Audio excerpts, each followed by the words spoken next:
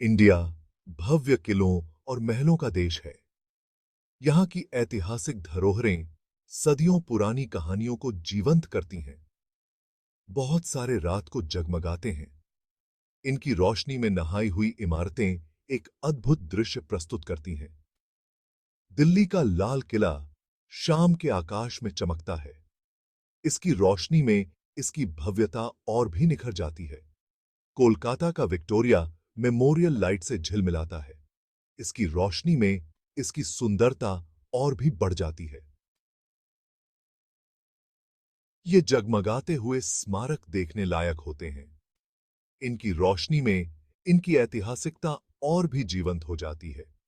ये इंडिया के समृद्ध अतीत की कहानियां बताते हैं। हर इमारत के पीछे एक कहानी छुपी होती है। ये लाइट्स टूरिस्ट्स को आकर्षित करती हैं। रात में इनकी रोशनी में टूरिस्ट्स इनकी सुंदरता को कैमरे में कैद करते हैं। ये रेवेन्यू भी जनरेट करती हैं। टूरिज्म से होने वाली आमदनी से इनकी देखभाल और संरक्षण होता है। लेकिन एक मॉन्यूमेंट है जो सबसे अलग है। यह अपनी सादगी और सुंदरता के लिए जाना जाता है। प्यार का प्रतीक ताजमहल रात में जगमगाता नहीं है।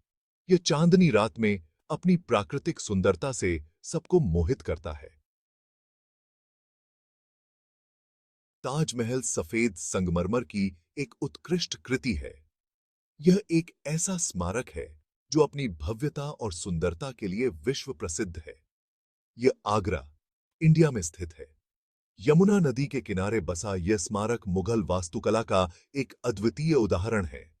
इसे देखने के लिए दुनिया भर से लोग आते हैं। हर साल लाखों पर्यटक इसकी सुंदरता का आनंद लेने के लिए यहां आते हैं। इसकी खूबसूरती देखकर लोग दंग रह जाते हैं। ताजमहल की हर एक नक्काशी और डिजाइन लोगों को मंत्रमुग्ध कर देती है। लेकिन रात होने पर ताजमहल अंधेरे में गायब हो जाता है।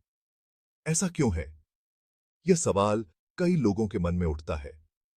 इसका जवाब स्मारक की नाजुक प्रकृति में निहित है। ताजमहल का संगमरमर बहुत ही नाजुक और संवेदनशील होता है। ताजमहल सिर्फ एक इमारत नहीं है।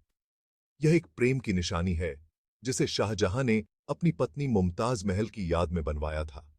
यह एक कला का काम है जिसे सुरक्षा की जरूरत है। इसके संरक्षण के लिए विशेष ध्यान दिया जाता है। तेज लाइट्स इसके मार्बल को नुकसान पहुंचा सकती हैं, इसलिए रात में इसे रोशन नहीं किया जाता। लाइट की ओर आकर्षित होकर कीड़े भी नुकसान पहुंचा सकते हैं। कीड़ों के कारण संगमरमर पर दाग पड़ सकते हैं, जो इसकी सुंदरता को कम कर सकते हैं। ताजमहल हमेशा अंधेरे में नहीं रहा। दो मौके ऐसे आए जब इसे रोशन किया गया था। ये उदाहरण अतीत की एक झलक पेश करते हैं। ये इस प्रतिष्ठित स्मारक को संरक्षित करने के महत्व पर भी प्रकाश डालते हैं। पहली बार ताजमहल को वर्ल्ड वॉर II के दौरान जगमगाया गया था। दूसरी बार 1990 में एक खास कॉन्सर्ट के लिए। आइए इन ऐतिहासिक क्षणों के बारे में जानें। Section 4 war time illumination. साल 1945 था। वर्ल्ड वॉर II खत्म होने वाला था। इंडिया अभी भी ब्रिटिश शासन के अधीन था। मित्र देशों की जीत का जश्न मनाने के लिए अंग्रेजों ने ताजमहल को रोशन किया। स्मारक नरम सफेद रोशनी से नहाया हुआ था।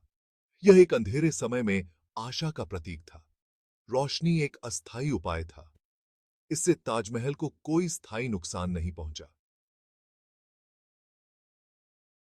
Section 5 a concert of lights.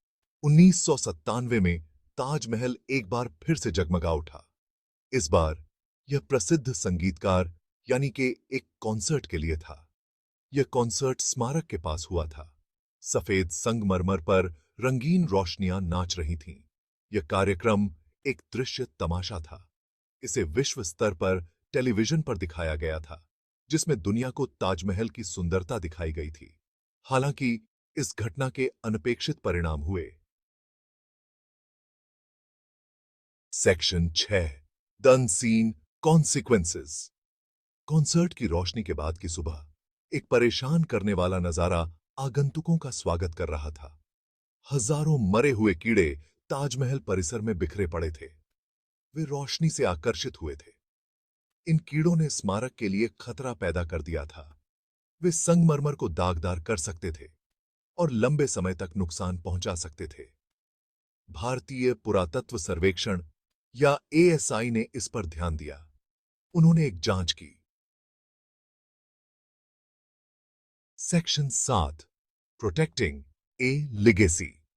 Taj Mahal एक अद्वितीय वास्तुकला का चमत्कार जो शाश्वत प्रेम का प्रतीक है, हर साल लाखों पर्यटकों को आकर्षित करता है। एएसआई की जांच ने कॉन्सर्ट लाइटिंग से होने वाले खतरों की पुष्टि की।